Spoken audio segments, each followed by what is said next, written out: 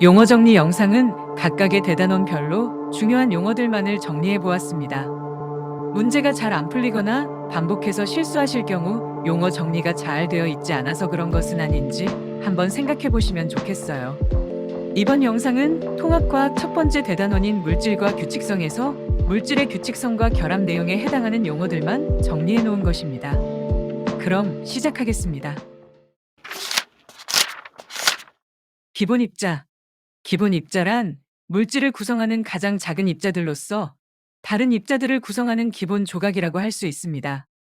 기본 입자에는 쿼크, 렙톤, 보스온 등이 있으며 이들은 더 이상 나눌 수 없는 최소 단위의 입자입니다.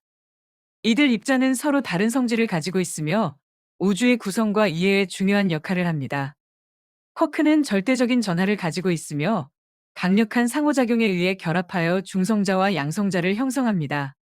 웹톤은 전하를 가질 수도 있고 가지지 않을 수도 있으며 전자와 중성자를 형성하는 입자들이 포함됩니다. 마지막으로 보스온은 힘을 전달하는 입자입니다. 양성자. 양성자는 원자핵의 구성 요소 중 하나로 양전하를 가지는 입자입니다. 양성자와 중성자로 이루어진 원자핵은 전체 원자의 질량과 일부분의 전기적 특성을 결정합니다. 양성자는 쿼크의 한 종류인 업쿼크 2개와 다운쿼크 1개로 구성되어 있습니다. 양성자의 질량은 전자보다 대략 1836배 더 큽니다. 중성자. 중성자는 원자핵 내에 존재하는 입자로 양성자와 함께 원자핵을 이루고 있습니다. 양성자와는 달리 전하를 가지고 있지 않으며 중성자의 질량은 양성자보다 조금 더 큽니다. 중성자는 핵력에 의해 결합되어 있기 때문에 핵반응에 참여할 수 있으며 핵분열과 핵융합 과정에서도 중요한 역할을 합니다. 성간물질. 성간물질은 우주에서 별 사이에 존재하는 물질로 별들이 만들어내는 가스와 먼지 등이 포함됩니다. 이러한 성간물질은 우주 전체에 걸쳐 분산되어 있으며 별의 형성과 진화라든지 강한 별바람과 초신성 폭발 등의 우주 현상에 영향을 미치는 중요한 역할을 합니다. 또한 성간물질은 지구에 도달하여 우리의 대기와 지표를 구성하는 물질로도 작용합니다. 중력 수축. 천체가 자신의 질량에 의한 중력 때문에 수축하는 현상을 중력 수축이라고 합니다. 중력 수축 에너지는 별이 생성되는 초기 단계에서 에너지원으로 작용합니다. 원시별. 원시별은 1000개 이상의 항성 집합체에서 가장 처음 생성되는 질량이 작은 형태의 별로서 수소와 헬륨 등의 간단한 원소로 이루어져 있습니다. 원시별은 주로 은하의 중심부처럼 극도로 광도가 높은 환경에서 형성됩니다. 이후에 원시별들이 중간 질량의 별들이나 질량이 큰 별들로 진화하면서 더 복잡한 원소들이 합성되고 은하 내에 분포하게 됩니다. 수소 핵융합 반응. 수소 원자핵 4개가 융합하여 헬륨 원자핵을 만드는 과정에서 질량 손실이 일어나고 손실된 질량이 에너지로 전환됩니다. 이 에너지가 주계열성의 에너지원입니다. 주계열성. 주계열성은 가장 일반적인 별의 분류로 질량이 작은 크기에서 큰 크기까지 모든 별들이 이 범주에 속합니다. 이러한 별들은 주로 수소와 헬륨 같은 가벼운 원소로 구성되어 있으며 핵융합 반응을 통해 에너지를 방출하면서 광도와 온도가 안정적으로 유지됩니다. 주계열성 별들은 매우 뜨거운 핵심을 가지고 있으며 이 핵심에서는 수소 원자들이 높은 압력과 온도로 인해 핵융합 반응을 일으키면서 헬륨 원자로 결합됩니다. 이러한 핵융합 반응은 매우 많은 양의 에너지를 방출하며 이로 인해 별의 바퀴와 열을 유지하는 것이 가능해집니다. 주계열성 별들은 전체적으로 매우 안정적인 별들로 매우 긴 시간 동안 안정적으로 발광하는 경우가 많습니다. 예를 들어 태양은 주계열성 별 중 하나로 이미 50억 년 이상 동안 안정적으로 발광하고 있습니다. 주계열성 별들은 또한 매우 다양한 크기와 바퀴를 가지고 있으며 이는 별의 질량에 따라 결정됩니다. 미행성체. 태양계 성운의 고리를 이루던 물질들이 충돌에 의해 점차 성장하여 만들어진 소행성 크기의 천체를 미행성체라고 합니다. 이들 미행성체가 충돌에 의해 성장하여 원시행성을 만들었고, 원시행성은 미행성체나 또 다른 원시행성을 끌어당겨 행성으로 성장하였습니다. 규산염 물질. 지구형 행성의 지각이나 멘틀은 주로 암석으로 이루어져 있는데 이들 암석의 주성분은 규소와 산소, 그리고 금속 원소가 결합한 규산형 광물입니다. 원시 지각. 처음 형성된 원시 지각은 지금에 비해 두께가 얇았으며 아래에는 용융 상태의 멘틀이 있어 화산 활동이 매우 활발하였습니다. 주기율표. 먼저 주기율이란 원소의 원자 번호를 기준으로 원소들을 일정한 주기로 배열한 것을 말합니다. 주기율표에서 수평으로 배열된 각 줄을 주기라고 하며 각각의 주기마다 원소의 전자 구성이 일정한 규칙을 가지는 경향이 있습니다. 일반적으로 원소의 주기가 커질수록 원소의 크기는 커지지만 전자 껍질이 채워지는 순서는 복잡해집니다. 모질리는 원소를 원자 번호 순서대로 나열하고 성질이 비슷한 원소가 같은 세로줄에 오도록 배열하였는데 이 주기율표가 오늘날 사용되는 주기율표입니다. 주기율표의 세로줄로 18개의 족이 있습니다. 수소를 제외하고 같은 족 원소들은 화학적 성질이 비슷합니다. 주기율표의 가로줄로 7개의 주기가 있는데요. 원소의 성질이 반복적으로 변화하는 구간입니다. 이를 조금 더 자세히 보겠습니다. 주기율표에서 세로로 나열된 각각의 열은 원소의 전자 껍질에 있는 전자의 개수를 나타내며 가로로 나열된 각각의 행은 원소의 전자 껍질에 있는 전자의 수가 같은 원소들로 이루어져 있습니다.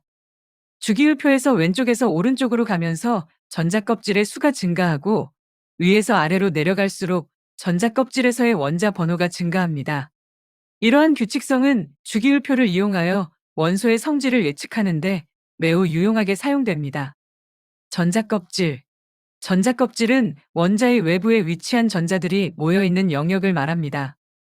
원자 내부의 전자는 핵의 양성자와 서로 결합하여 전자껍질 내부의 전자궤도에 위치하게 됩니다.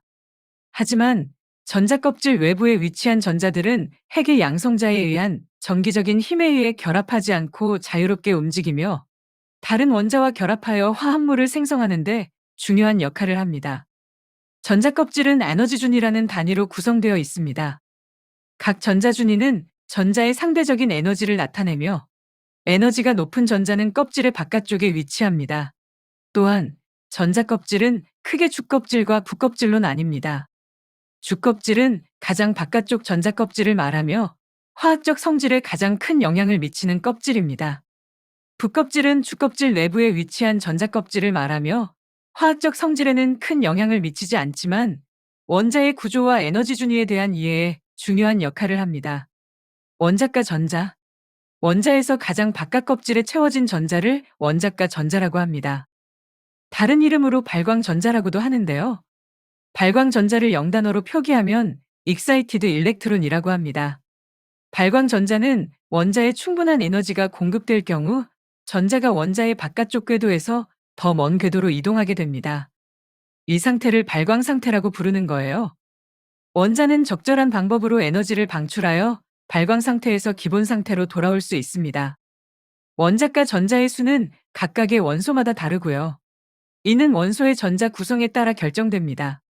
예를 들어 헬륨 원자의 바깥 전자 껍질에는 2개의 전자가 채워져 있으므로 원자과 전자는 존재하지 않습니다.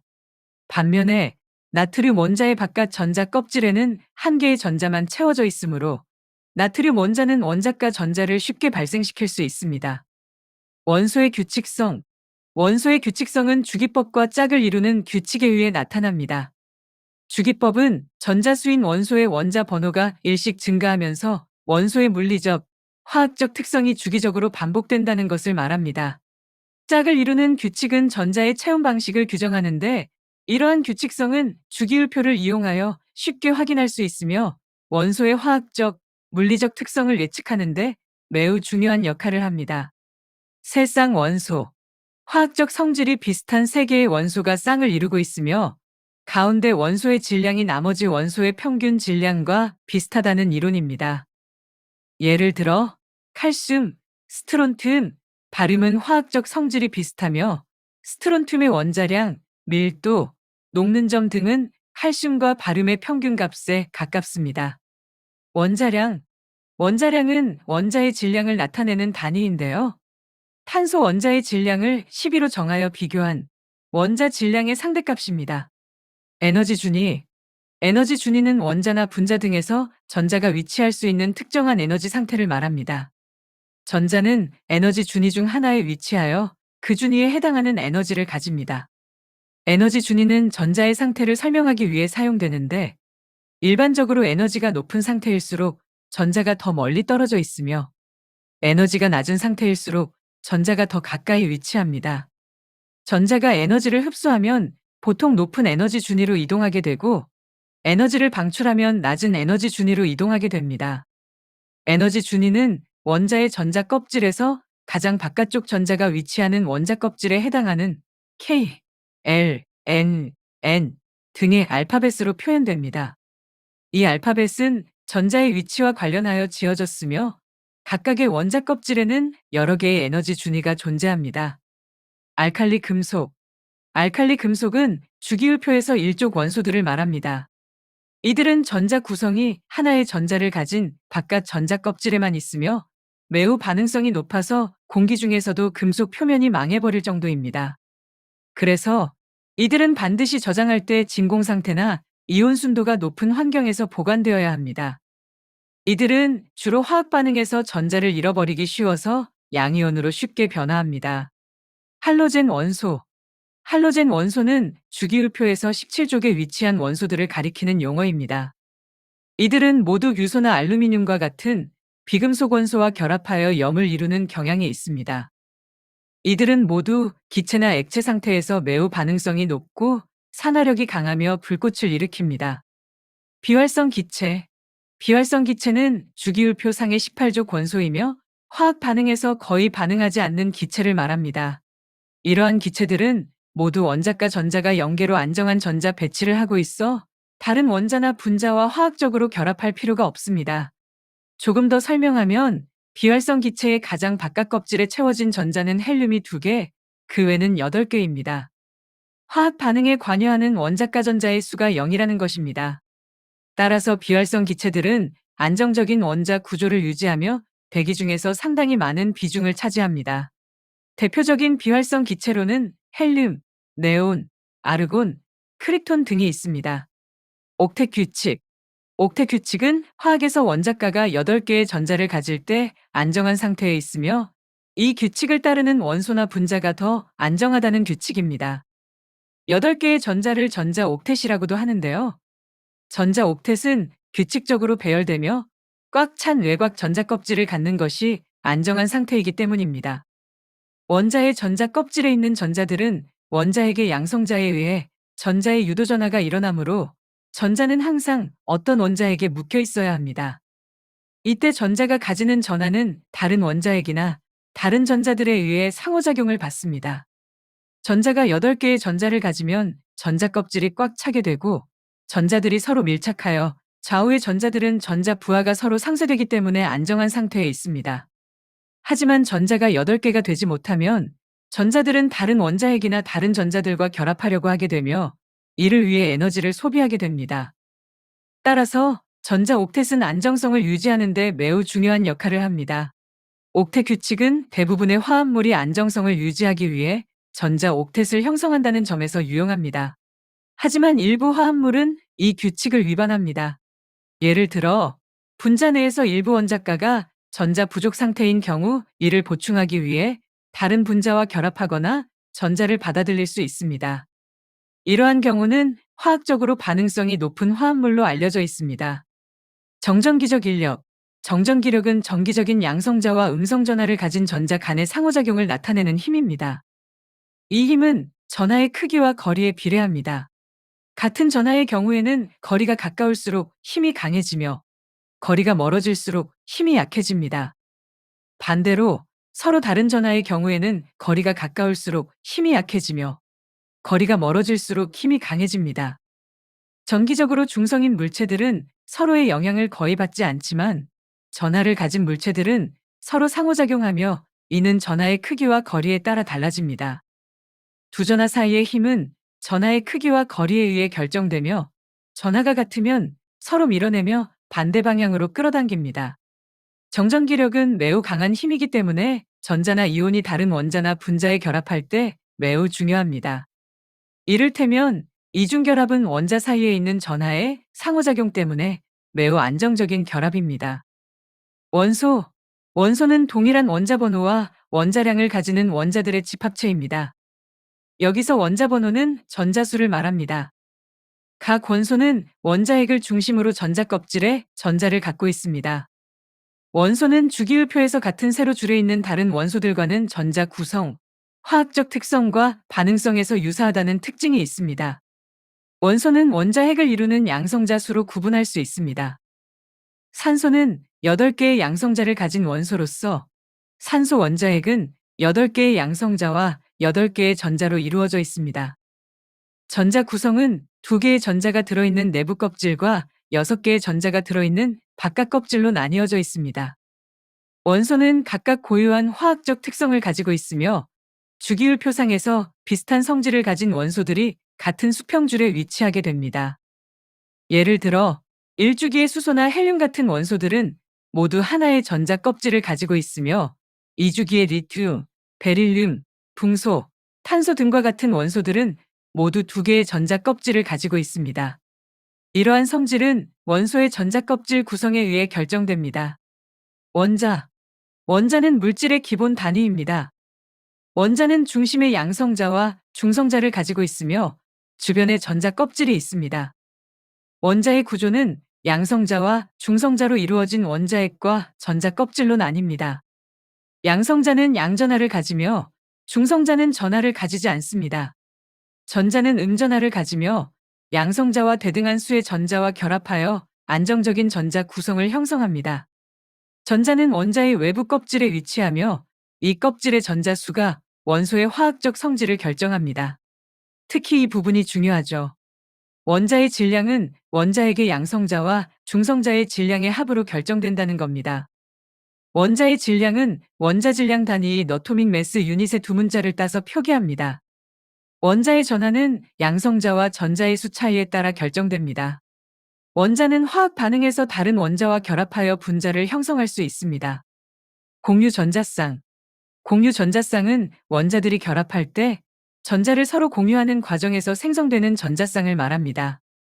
공유 결합을 이루는 두 원자는 서로의 원자 껍질에 있는 전자를 공유함으로써 각각의 전자 껍질이 완전한 채로 된 기체 상태에 있을 때와 비슷한 안정한 상태에 이르게 됩니다. 예를 들어 수소 원자 하나와 다른 수소 원자 하나가 결합하여 수소 분자인 H2가 생성될 때 두 수소 원자는 서로 하나의 전자를 공유함으로써 2개의 공유 전자쌍을 생성하게 됩니다. 이 과정에서 각 수소 원자는 외부 전자 껍질이 완전한 채로 존재하는 헬륨 기체와 비슷한 안정한 상태에 이르게 됩니다. 공유 전자쌍은 분자 구조와 성질을 결정하는 중요한 역할을 합니다.